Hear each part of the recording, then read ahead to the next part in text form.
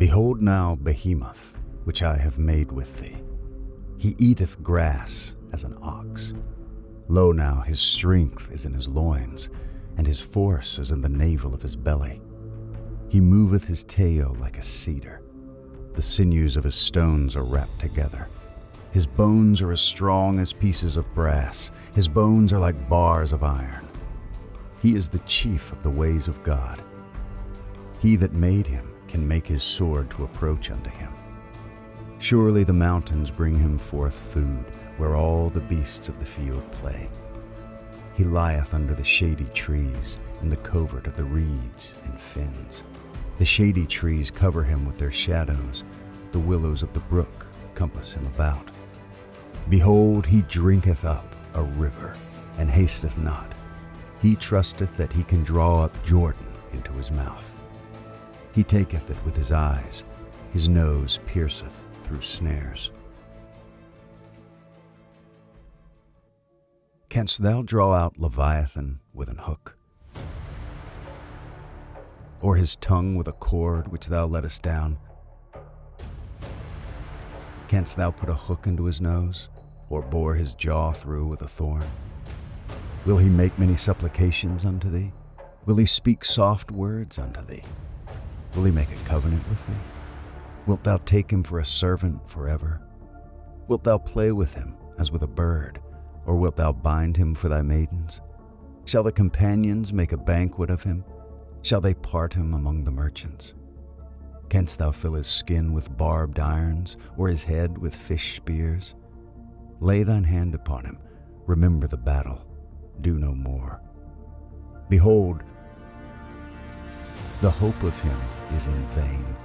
Shall not one be cast down even at the sight of him? None is so fierce that dare stir him up. Who then is able to stand before me? Who hath prevented me that I should repay him? Whatsoever is under the whole heaven is mine. I will not conceal his parts, nor his power, nor his comely proportion. Who can discover the face of his garment, or who can come to him with his double bridle?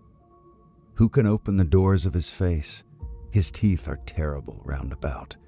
His scales are his pride, shut up together as with a close seal. One is so near to another that no air can come between them. They are joined one to another. They stick together that they cannot be sundered. By his neesings a light doth shine, and his eyes are like the eyelids of the morning. Out of his mouth goeth lamps, and sparks of fire leap out. Out of his nostrils goeth smoke, as out of a seething pot or cauldron. His breath kindleth coals, and a flame goeth out of his mouth.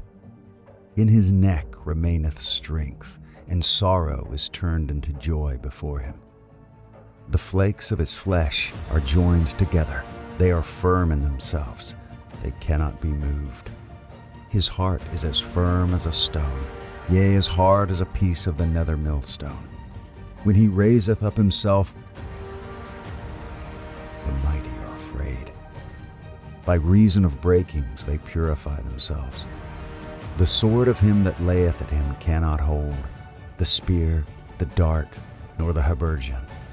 He esteemeth iron as straw, and brass as rotten wood. The arrow cannot make him flee. Sling stones are turned with him into stubble. Darts are counted as stubble. He laugheth at the shaking of a spear. Sharp stones are under him. He spreadeth sharp-pointed things upon the mire. He maketh the deep to boil like a pot.